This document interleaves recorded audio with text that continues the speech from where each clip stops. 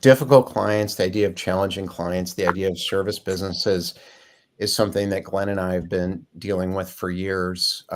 Previously, before we partnered on the B2B sales outsourcing company, OpGen, formerly called Call Sales Partners, but I've been dealing with it since I was in my 20s. And we have strong perspectives on this that we're going to share. Glenn, what is your perspective on difficult clients? I think the first thing I'll say is don't take them. Life is too short to have a toxic client. And if you have a toxic client, fire them, because eventually they're going to fire you and they're just going to make your life miserable until that point. Life is too short. Don't hang on to toxic clients. And the second part, we'll dig into this, Larry, is train your clients to be good clients.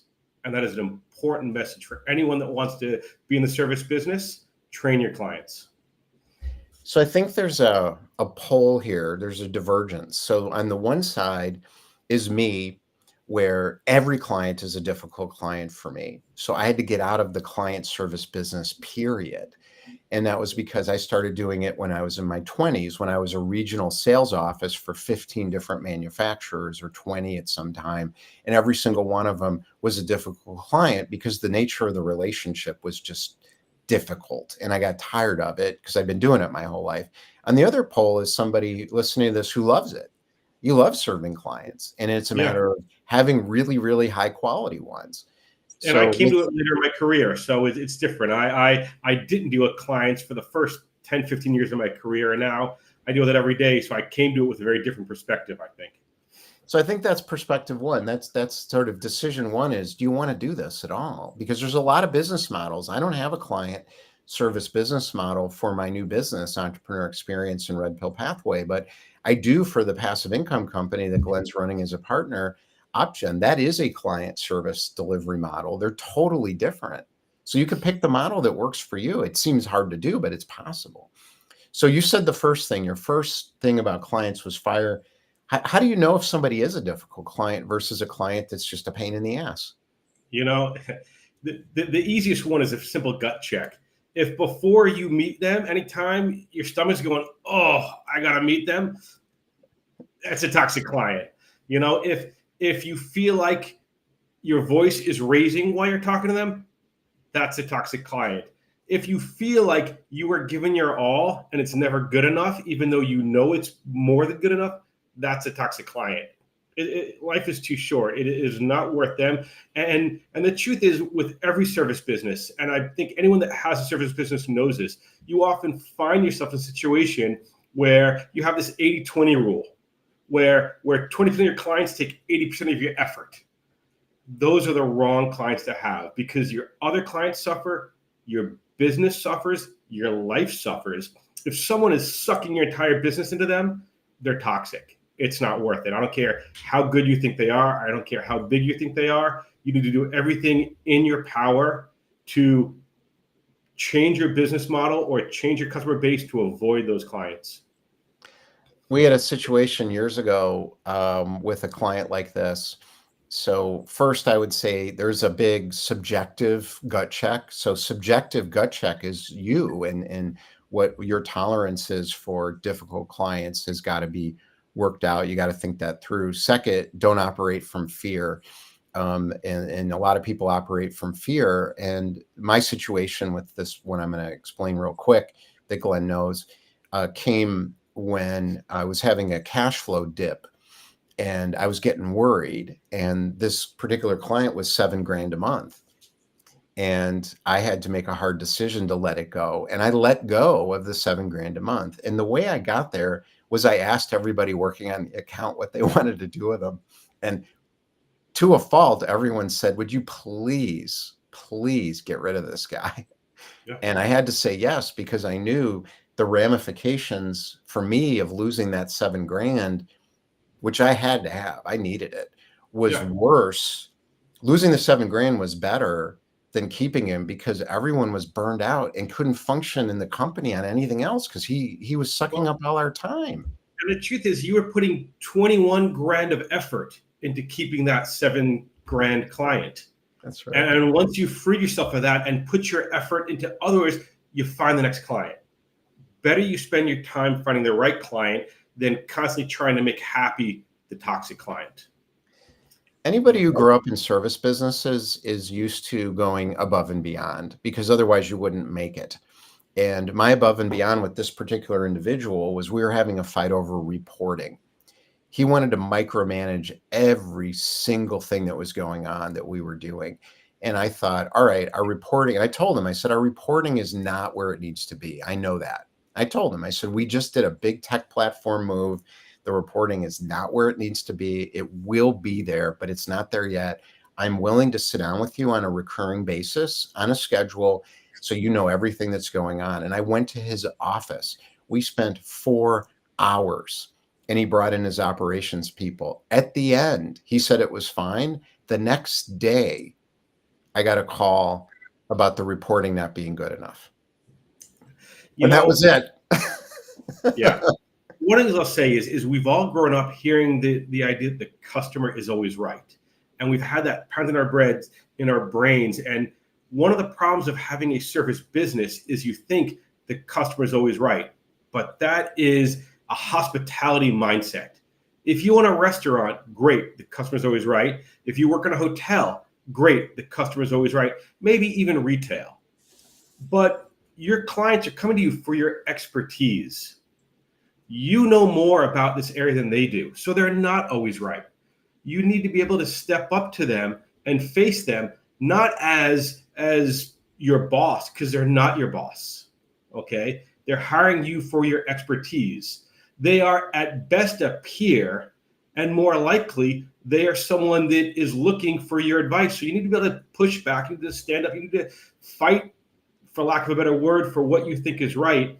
You need to think of yourself more as you would consider yourself as a lawyer, as an accountant, as someone that people come to because they don't know this area and they want you for your expertise. And you do go into that thinking, I know more about this than them, so I'm here to help them, not to take orders from them. That's such an important distinction. It's such an important distinction. And I love the way you framed it around lawyer, which you're an attorney.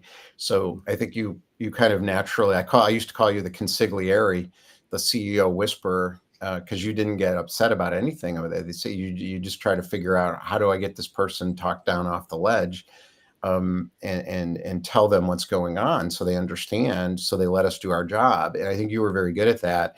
For me, it was more difficult. And it goes back to when I was running a distribution company where they did not see me as an expert service provider. They saw me as their sales office in a region. So we had a 15-state territory.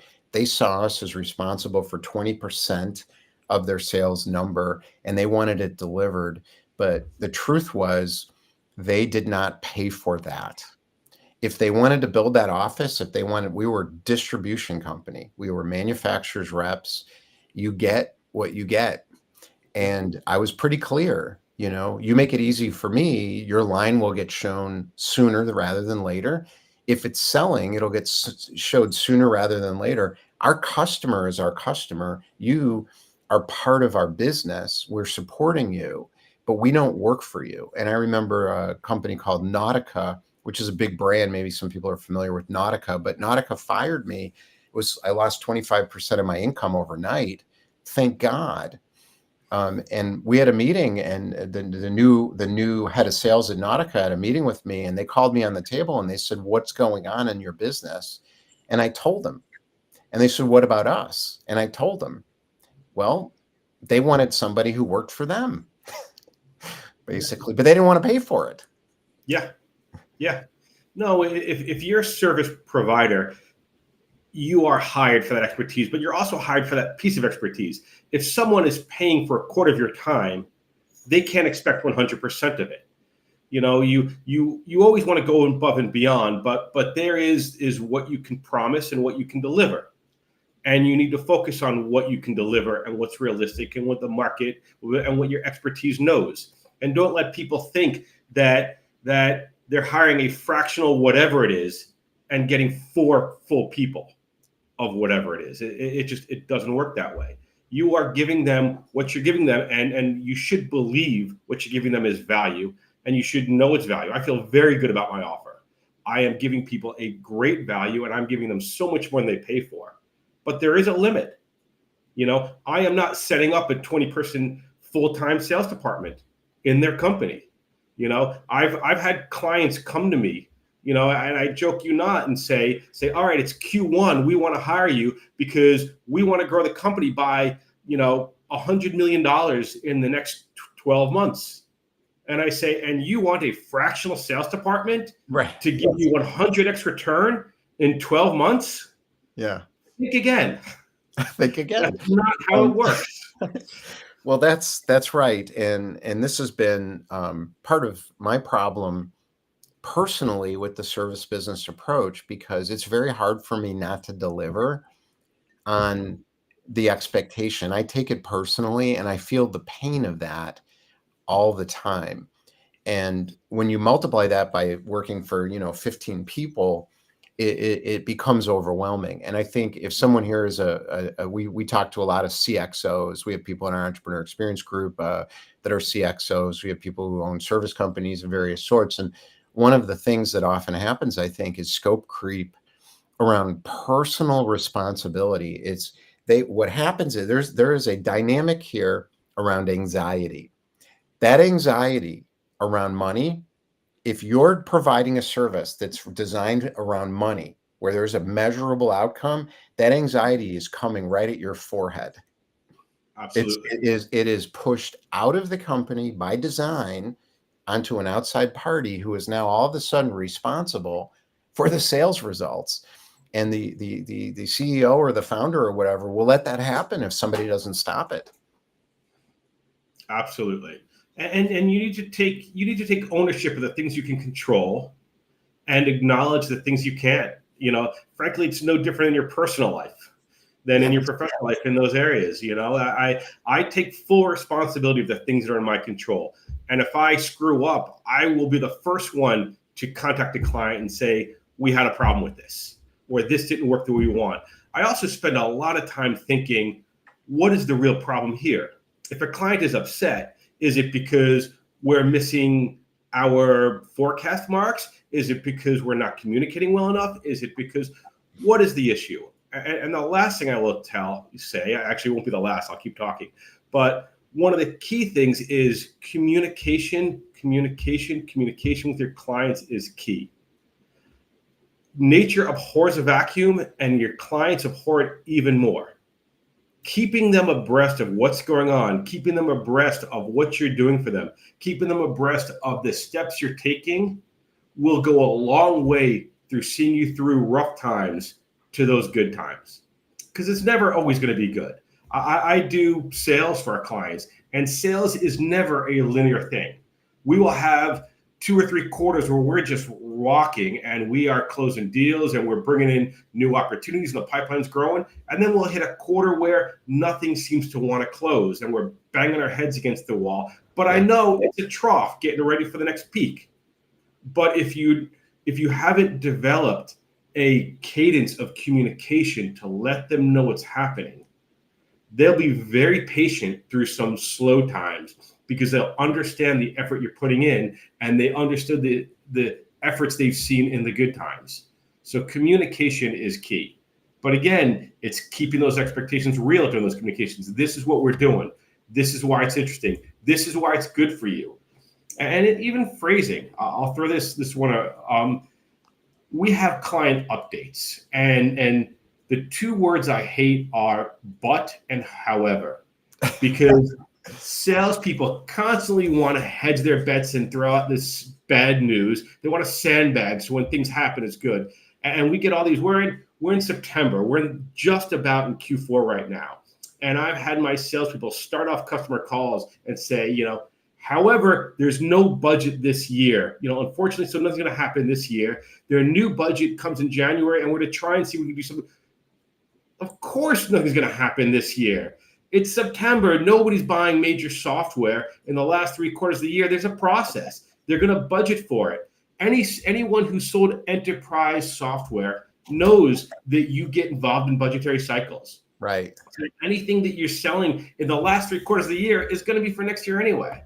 So you always have to keep in mind, how you communicate, and that communication is key. I threw a lot out there, Larry. I know. No, it's good, and I can't add to that, but I'll go in another area which I think is about right sizing on the power differential. That's really important, and difficult. And beware of what you wish for. Beware of getting that humongous client. So years ago, when I was selling agency services, marketing communications, I got into into BP Amico, and I started getting some business there. And I got an opportunity to bid on a project called the Chairman's Awards event. This is a CEO level, company-wide big deal at BP. And the company I was working for had a shot at it.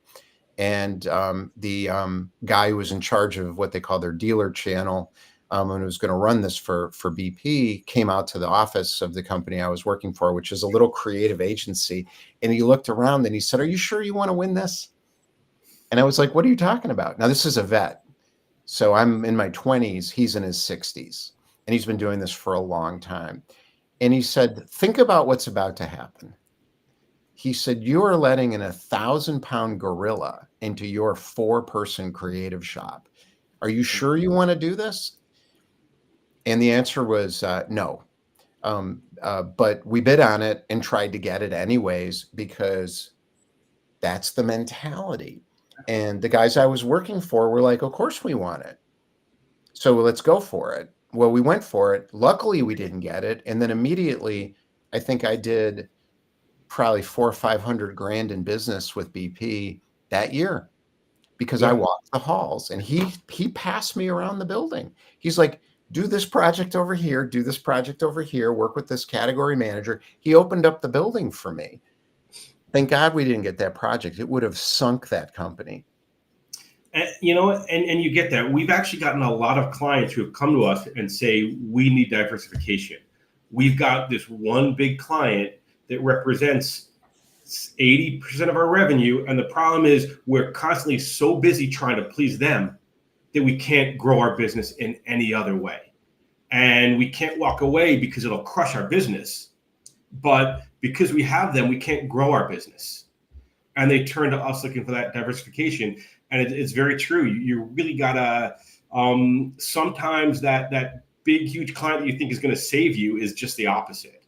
And you need to think what you want out of your business and what you want for this. And I know one of the things you always talk about is how do you measure success? And if you measure success in quality of life, not just revenue, but in quality of life and happiness and in family and all those things that so many of us are working towards. The reason we work, that big client might just be the wrong thing, might be the most toxic client you have. And the good news about this is, if you're selling corporate, there really is no corporate. There's a bunch of people who work in a corporation. And if you have corporate agency of record relationships, if there's tech companies that get the big projects, they're hiring Big Four consulting firm or whatever, we have found so many pockets of business inside these corporations. And one of the key strategies to get a good client is to find good people within huge corporations that are sick of the bureaucracy in the company. And they know how to get you under purchasing. They know how to fund what they need to fund to get their job done. They know the workarounds. And the key to get a good client sometimes is to recognize that the bad clients by nature, there's a principle here, are taking advantage of smaller vendors, as they'll call them vendors, because they're cheaper. And they know they can boss them around, and they know they have higher quality people sometimes than the big corporations who are basically putting people on their projects that don't know what they're doing. And we actually had a client years ago who went through this, who got a big project, stole it away from a massive consulting firm because they had higher quality people to work on that project. This happens all the time. And if you are aware of this as a service provider, you're going to find pockets and niches that to you are worth millions of dollars, but to a big four kind of company or big consulting firm or big agency is not even considered serious business. Yeah. And if all you are is a vendor, run for the hills. They'll crush you.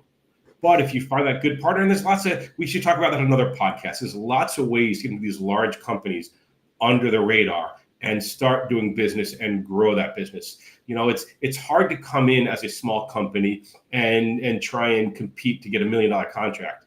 It's a lot easier to come in on a small project that's within the budget of someone you're dealing with and grow it. And there's lots of different ways to grow within a company. We could talk about that on another podcast. But you are right. If you are just a vendor and you're a smaller business, you're dealing with someone who doesn't value you, and that's the last place you want to be. So I'm going to go back to the LinkedIn description for anybody who kind of followed that. But the discussions about client management, how to keep even the toughest clients happy. And, Glenn and I have done this, run sales and marketing programs for hundreds. It's not a couple of software service and specialty B2B companies. They each have their own unique nuances, details, and requirements. Every single one of them is different. So how do you keep an unhappy client happy? Because at some point they will always be unhappy to some degree. You can't make unhappy people happy. That's one thing. But the other thing is, some people are good people. They're great to work with. They're great partners, but there's going to be some really difficult moments. How do you deal with that? Well, and I'll go back to the thing I said before is pretty regular communication. We use technology quite a bit in the organization. One of the things we do is we set up a Slack channel with all our clients. That's also a great test on whether it's a toxic client or not, is how they treat the Slack channel and how they treat your people within that channel. But we make a point, we have regular meetings with our clients, but outside the regular meetings, we want to give them updates in Slack. We want to talk to them. We want to tell them about interesting conversations we've had or interesting opportunities or where things are moving so that they know the work that we're doing on their behalf and they feel the work. And this way, again, sales is never linear. It's not like I could say there's going to be a solid update every single week or every 2 weeks, or is this going to go from here to here in 3 weeks and here to here in 6 weeks and here to here. We're dealing with people's budgets. We're dealing with buyers' personal lives and deaths in their family and weddings and holidays and a million things can slow deals down or track deals, and a million things can also speed them up. But the trick is to keep in communication so they know what's going on and don't feel like things come to them from left field. And part of that is also creating that situation early on where you are the expert and you know what you're talking about. And you set that expectation that I am going to be honest and upfront with you, and I'm going to tell you what I think we should do. If you disagree, I'll hear you out and we'll figure out something together, but I'm not here to follow your lead. If that's the case, go hire someone and try and do it yourself. But there's a reason you haven't done that. Either it's failed already, you don't have the time, you don't have the funds. There's a reason you came to me. And I'm going to fulfill my part of that bargain by showing you that I'm the expert and taking the lead on where to go. But I'm not going to keep you in the dark. I'm going to take you along for the ride. And if you take them along for the ride and let them know, they will be loyal to you through the good times and the bad, and they'll be a client for years. We even, when we give references to prospective clients, we use references of people of past clients where we were super successful and they either outgrow us or that they got acquired or something. We also give references of clients where we struggled and it didn't work out. Yeah. But they come to the table and say, these guys were great. They did everything they said they'd do. They kept us in the loop. We don't have a single issue of the work they did for us, that we had a bad product market fit. The timing was off. The pandemic crushed it, but we would highly recommend them. And that is because we took them along for the ride and we showed them we knew what we were talking about. The technology piece is important. And I remember when the idea came to bring the clients into Slack, and it was very, very difficult because everybody's using their own systems. So the feeling I had was we should be in their system because then they'll communicate more.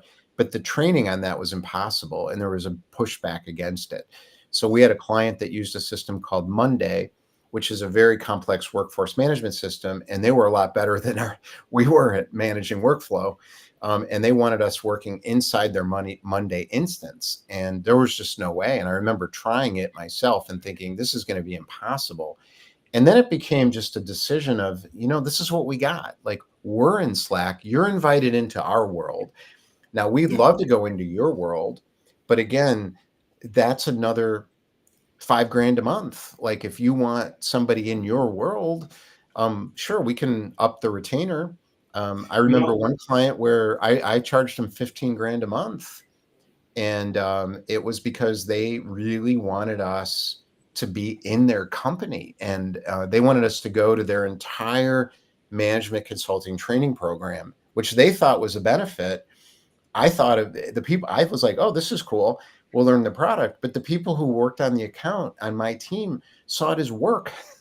yeah. So I went to the bird. I was like, look, it's going to be $15,000. You want us to be going to this whole thing, and we'll lower the retainer over time, but you want us to be part of your technology system now. Well, even more than that, it's inefficient. If my people are hopping in and out of client systems, every time you leave a system and go to a new system, you're losing 20, 30 minutes. And then anyone who does sales or frankly anything knows when you start something, it takes another 15, 20 minutes to really get in the groove of it. So you've just lost almost an hour of productivity by switching systems, and it is a terrible way. And if you've got one of your people working with 2 or 3 clients, that's 3 different systems, not to mention your own system. There is almost a quarter of a day of work just hopping in and out that should be spent delivering for them. That's just a bad business model. So we got 2 more minutes left, and one of the things that I think would be a great conversation, a future conversation, is how to build a technology company without being a technologist. And one of the things that we did was we could not follow the technology company's technology process because they were built for very specific use cases. When we were inventing something different in the marketplace, so it would have a moat around it, like Warren Buffett talks about, where you've got something unique that's hard to replicate. Doing that is extraordinarily difficult, and getting everybody around that. And I think that would be an interesting conversation. I look at it as the fight with Silicon Valley. The fight with technology industry is a never-ending battle, and I'm in it right now with a bigger, much more significant integration, and we're doing it. We're succeeding at doing it. And I'm going to look back at this and think it's a business in itself just to teach people how to do what we just did. It's that difficult to bring these technologies together today. You got any final thoughts now that we're kind of wound I'll up? go back to the biggest one that I said is you're not a hotel, you're not a restaurant. The customer is not always right. If they're always right, they wouldn't need you. So stand up, be proud, know what you're offering, know what the value is, and impart that value. Don't be afraid. Anyone could reach me at opgen.net. Email me at Glenn with one N at opgen.net. I'm happy to talk with you about sales, talk about marketing or anything else. And I'm at redpillpathway.com/events. Look at what we got going on in the day, claim your guest pass, and just come. And that is my extent of my sales approach.